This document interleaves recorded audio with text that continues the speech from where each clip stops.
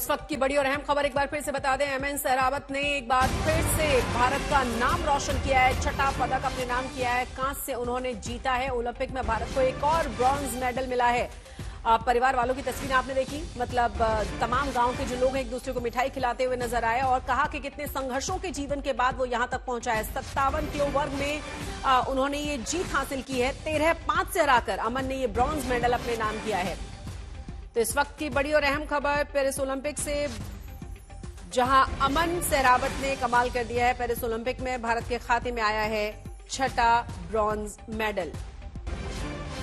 तमाम गांव वाले एक दूसरे को मिठाई खिलाकर खुशी जाहिर कर रहे हैं। उनका कहना भी यही था कि जिस तरीके का प्रदर्शन किया है अमन ने, उम्मीद तो ये की जा रही थी, जिस तरह से वो तैयारी कर रहे थे, इतने संघर्षों से वो निकलकर वहां तक पहुंचे हैं कि वो गोल्ड जीत कर आएंगे, लेकिन ब्रॉन्ज जीतकर उन्होंने एक बार फिर से भारत का नाम रोशन किया। ज्यादा जानकारी के साथ हमारे संवाददाता अभिषेक आनंद जुड़ गए, जो झज्जर से जुड़े हुए हैं। अभिषेक, किस तरह की तस्वीर है, कितनी खुशी, और सबसे बड़ी बात है 21 साल के अमन, और तमाम लोग कह रहे हैं कि बहुत संघर्षों भरा जीवन रहा है अमन का। माता पिता दोनों ही बचपन में चले गए थे। देखिए शशि, एक छोटा सा गांव है झज्जर का, और यहाँ पर तमाम लोग रात में जुटे हुए हैं, मिठाई लेकर के, गदा लेकर के तमाम लोग यहाँ जुटे हुए हैं। और आप देखिए वहां पर उनके छोटे भाई हैं और उनकी आंखों में कैसे आंसू छलक रहे हैं। ये लड्डू बट रहे हैं यहाँ पर। उनके पहले कोच हमारे साथ हैं और ये कह रहे हैं कि अब नेक्स्ट गोल्ड आएगा। कितनी मेहनत की भाई साहब, कितनी मेहनत की अमन ने यहाँ पर? बहुत मेहनत की और बहुत संघर्ष भरा और दुख भरा उनके जो जीवन रहा है।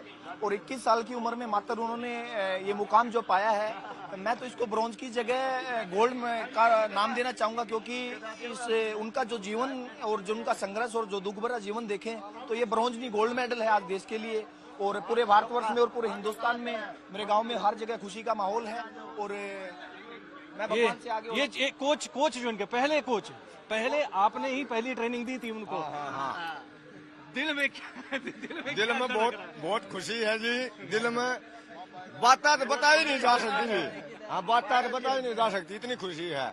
पहली ट्रेनिंग कितनी उम्र में की थी? पहली उम्र में जी 9 साल का था ये, और 10 साल का नहीं, इसने हम स्टेडियम में छोड़ आए थे सतपाल के पास। तो 10 साल की उम्र में घर से निकल गए थे शशि, और उसके बाद से जो ट्रेनिंग हुई है, छोटा सा घर है, मैं आपको ये जरूर दिखाना चाहूंगा। एक छोटा सा घर है ये, यहाँ से उसी जगह से अमन निकले थे, हरियाणा के छोटे से घर से। ऐसे छोटे घर, खेत खलिहान, भारत के चैंपियन यहाँ से निकले हैं। देख करके स्ट्रगल समझ में आता है, उनका घर देख करके स्ट्रगल समझ में आता है।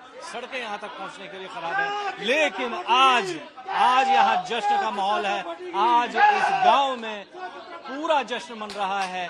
उन कच्ची सड़कों से लोग इस घर तक पहुंचे हैं, पड़ोसी हैं, आसपास के लोग हैं, और सब लोग यहाँ जश्न मना रहे हैं। शशि, बिल्कुल, हम लौटेंगे आपके पास एक बार फिर से, लेकिन अभिषेक, वाकई में बहुत ही इमोशनल लम्हा है ये तमाम उन लोगों के लिए जिन्होंने अमन के संघर्ष को देखा है। राहुल तमाम जानकारी के साथ पेरिस से हमारे साथ जुड़ गए। राहुल, सबसे बड़ी बात तो ये ना कि 21 साल की उम्र और अकेले पेरिस ओलंपिक में क्वालिफाई करने वाले पुरुष जिन्होंने ब्रॉन्ज मेडल नाम कर लिया है, और जिस तरह का संघर्षों भरा जीवन रहा है ना, और ज्यादा खुशी होती है कि अगर इच्छा शक्ति है और अगर मेहनत है तो आप कुछ भी कर सकते हैं। बहुत सारे लोगों के लिए इंस्पिरेशनल।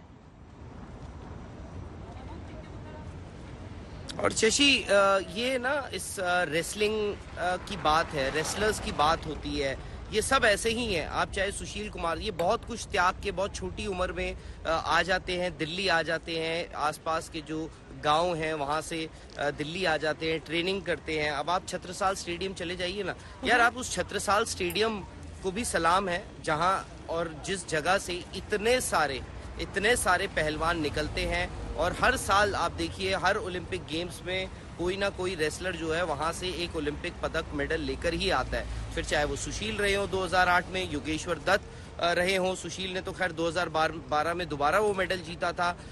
साक्षी 16 में वो रोहतक में ट्रेनिंग करती थी, उनकी अपनी होती थी। उसके बाद वापस आ गए हम टोक्यो में। रवि दहिया ने सिल्वर मेडल जीता। बजरंग पुनिया का भी छत्रसाल से एसोसिएशन था। और रवि दहिया, देखिए मैं आपको बताऊं, मैं टोक्यो में मौजूद था और उस वक्त हम बिल्डअप जब करते थे ना, तो रवि दहिया के बारे में बात की जाती थी। छत्रसाल स्टेडियम में जो भी कोचेस थे, खिलाड़ी थे, वो अक्सर ये बात कहते थे कि देखना रवि दहिया ना गोल्ड मेडल लेकर आएगा। ये जो लड़का है अमन सहरावत, ये उस वेट कैटेगरी में लड़ रहा है या लड़ रहा था जिस वेट कैटेगरी में रवि दहिया compete करते थे।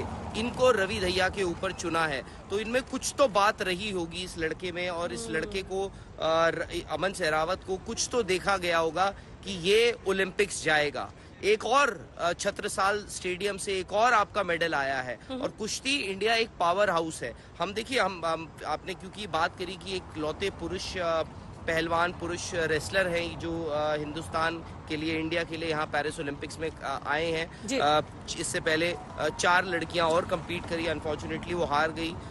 उसमें विनेश भी थे, विनेश का भी वर्डिक्ट आना बाकी है, हो सकता है आज कुछ देर में उनका भी ये निर्णय हो जाए, डिसीजन आ जाए उन पे।